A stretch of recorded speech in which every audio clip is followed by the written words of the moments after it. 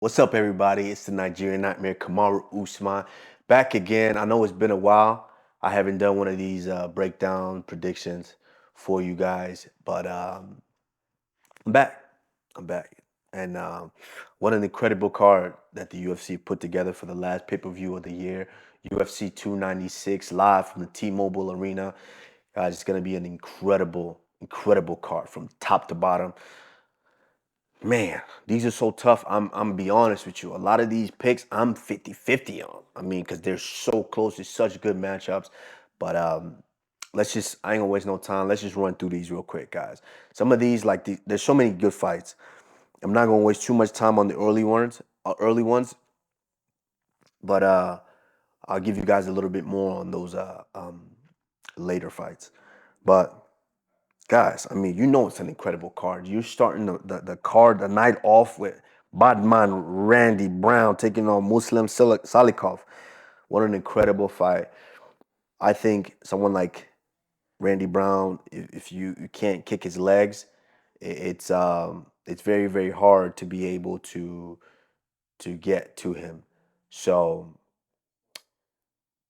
I I I think I think Randy Brown pulls this one off.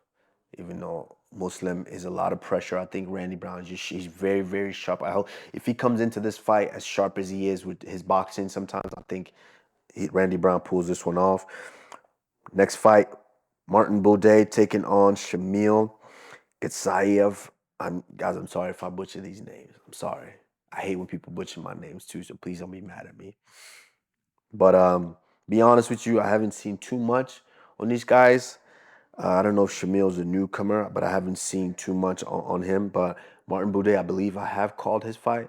So I'm going to go with Boudet just because I've seen more on him. Same as this next fight, Andre Touchy versus Lucas Almeida. If they're giving you a guy like Andre Fili, then you must be something that the UFC is definitely looking out for because Andre Fili is no slouch. He's been in the organization for a while now, has won quite a bit, has dropped a few, but I mean, still remains to be one of those guys up there that can go out there and really, really show you where your level's at. And so, just because I haven't seen too much on Lucas Almeida, I'm gonna go with Andre Fili. But of course, after this night, I might know much more about Lucas Almeida. So I'm looking forward to an incredible fight. Next fight, you got Tagir taking on Cody Durden. Wow.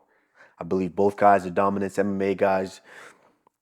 An incredible fight. Tagir is just a ninja, and you got Cody Durden. It's just a guy with such an incredible and big heart that he never. I mean, if you really want this guy to go away, you got to put him away, and that's tough to do. So I think he's already promised his family a nice Christmas. So I'm gonna go with I'm gonna go with Cody on this one. I just have that feeling. I'm gonna go with Cody on this one. But guys, number 13 taking on number 15. Here we go to the feature bout on that early prelims. You got Alonzo Menifield taking on Dustin Jacoby. Really? Come on, UFC. Come on. Come on. This is the meme right there. What's that mean? The Dana White meme? That's what that is right there. Guys, Alonzo Menifield taking on Dustin Jacoby. Number 14 taking on number 15. It's an incredible one. I'm going to go with Alonzo Menifield. I like his new measured approach. If he's able to stay measured and explode when he needs to explode, he's very, very difficult to deal with. So I'm going to go with Alonzo Menifield on that one. Then we slide over to the prelims. Guys, what? First fight on the prelims, you got Casey O'Neill taking on Ariane Lipski. That's a good fight. That's a great fight. I'm gonna go with Casey O'Neill. I'm gonna go with her. I haven't spent too much time with her. I believe she trains at Extreme. I'm not sure. I know she does train in Vegas, somewhere around there. So I'm not sure. I haven't spent a lot of time like me and her one-on-one talking, but I know she can fight. I've seen her fight, and I know she can fight. So I'm gonna look for Casey O'Neill to be able to pull that one off. Next fight, we got Cody Garbrandt taking on Brian Kelleher. This is an incredible fight.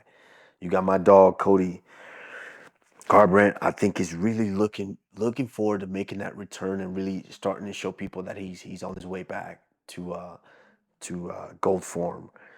So Brian Kelleher is no slouch, but I'm gonna go with my man Cody Garbrandt. I think he uses his footwork, some of the fastest hands in the sport. I think Cody gets it done. There we go. Next to Irene Aldana, take it on Carol Rosa. She's Brazilian, so I think it's Rosa, not Rosa. All right. I'm gonna go with Irene Aldana. There's not too many fights that she's in that I'm gonna pick against her. I like the way that she fights. I just I like I love how she approaches this sport. So I'm gonna go with Irene Aldana. Next fight, Josh Emmett taking on Bryce Mitchell. An incredible fight. That's the featured prelim fight. Josh Emmett got hands. He's a wrestler, but he doesn't use the wrestling like that. He's kind of more of a sprawl and brawl kind of guy. But his big power can put you out anytime. He's got a crazy left hook and he's got a crazy right hand. And so sometimes I do believe he telegraphs it a little too much. He looks for that big right hand a little bit too much. And it seems that he doesn't have too much more in the arsenal. But Bryce Mitchell is always changing levels. He's gonna front kick you. He's gonna change stances. He's gonna go southpaw. He's gonna look to always keep you on your toes with those level changes because everyone knows once he gets you down, you better pack a lunch down there because he's gonna try to twist you up in any way possible, literally. Because I do think he has a twister finish in the UFC. I think the odds maker might have this one right. I think I'm gonna go with Bryce Mitchell on this one. And we slide over to the main card. My man Vincino taking on Ian Machado Gary. Guys, this is an incredible fight. Number 9 taking on number 10 in that welterweight division. The odds have Ian Gary at minus 360. I think that's a little high. And Vicente at a plus 285. This is an incredible fight, guys. A really, really incredible fight. I think if Ian Gary can keep the fight at distance, the way he likes to fight, and just keep it at his pace, I think he has a lot of success. But the one thing about Ian Gary is in some of his fights that he starts to get a little bit too comfortable and he leaves himself vulnerable to where he is hit with the big shot that maybe drops him or maybe hurts him and then he has to regroup. You can't do that against a guy like Vicente because if Vicente does hurt you, he's going to finish you. That's the thing with Vicente. So that's a tough one. I think this one, um, it's a tough one to call because, obviously my heart is with this. I've known Vicente for so long. I mean, one of the guys in this sport that I've met that I truly love as a person. I'm gonna go with Vicente on this one. I think I watched him train his training camp. He's disciplined. His weight is already great. I'm gonna go with Vicente based on. And then Ian is dealing with a lot, coming into the fight from the outside world, coming spilling into the. I don't know. We'll see if he can shut that out and go in there and perform. Next fight, we're going Tony Ferguson versus Paddy Pimblett. I don't want to waste too much time on this one. I'm gonna go with Paddy Pimblett. I think if a lot of people's making a lot on whether Paddy can, doesn't matter. I'm gonna go with Paddy Pimblett. He's been showing people like, hey, don't doubt me. Just because I have a lot of hype coming in, don't doubt me. So I'm gonna go with him. Paddy Pimblett on that one. I just don't know what the training regimen of Tony Ferguson was going into this fight. So I got Paddy Pimblett. If you guys like, go ahead and comment on there too and let me know what the training regimen is. Those of you who know, I don't know. So let me know. Next fight, we got Shavkat Rakhmonov taking on Stephen Wonderboy Thompson. Stephen has stopped a lot of streaky young guys coming into the sport. Jeff Neal comes to mind. Masvidal fight comes to mind. I know I'm forgetting another one. If Wonderboy is able to move and get to his angles and continue to use his awkward style, I think he can put. It's only a 3-round fight, so I think he can pull it off. And I like the odds. I mean, minus 520 favorite for Shavkat. That I think those are big odds. So it's a tough one here, but I think if Wonder Boy is able to do his thing, he might be able to pull it off. But Shavkat is no slouch. If the guy can march you down and line you up, I think he can get you out of there. So I'm gonna go with Shavkat on that one. But I look for those odds to kind of come down a little bit as the fight gets closer. Because right now, minus 520, that's huge odds. And that's tough. That's tough to say. I wouldn't go that big, but that's huge odds. Then we go to the co-main event. We got Alexander Pantoja taking on Brandon Royval. I'm gonna go with Pantoja, having been crowned now the champion and solidify the fact that you are the best flyweight in the world. I just think it puts you at a different level. Even though Royval is a savage, I'm gonna go with Alexander Pantoja. And then we get down to the main event. Colby Covington taking on Leon Rocky Edwards. Right now, they've got Leon at a minus 148, so he is the favorite. It's pretty much a pick 'em right now, but I don't need this for that. Both guys I know quite a bit, been around them quite a bit, seen them quite a bit, been in there with them both. My question is, Kobe's been off for over a year. What form is he really coming in on? That's what my question is.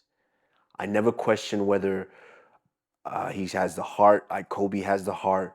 Kobe's going to fight till he can't fight anymore, and he's going to push you. Kobe is truly one of those guys that really does try to weaponize his shape. And I do believe I did that in my second fight with Leon.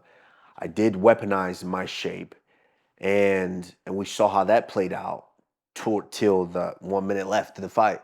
We saw how that played out. And that's one of Kobe's strengths. That's always been his strength, even since when he was wrestling. So Leon hasn't proven to do very, very well with that. But now with Leon, with those two close fights with me, and obviously the second one he finished, but in that last one, I do kind of believe he believes that he is the best in the world. So if that's the belief that he has coming into this fight, maybe he thinks he can deal with that pace and pressure. And so with that added confidence, I think Leon gets it done. But, you know, Kobe Covington could be, that year off could have been great for him, could have rejuvenated him. So I don't know. I know I'm the type of fighter and athlete who likes to be busy. I like to fight. And so that's what I'm kind of unsure of going into this fight. But if I had to pick, it's a tough one. Of course, I would love to see both guys. I probably will see both guys again. But if I had to pick, I'm going to go with Leon Edwards on this one. Yes, I'm going to go with Leon Edwards. All right, guys, I could be wrong. There's a lot of these fights I'm 50-50 on. This is the first card of the year and obviously the last card of the year. And I'm not so sure about these picks. There's a lot of new guys coming in. There's a lot of guys, older guys on the card. And it's an incredible card nonetheless. So guys, let me know if you feel like I got any of these wrong. Let me know in the comment section down below. Like, subscribe, and I will continue to give you guys more. All right, UFC 296 this weekend. Make sure you tune in.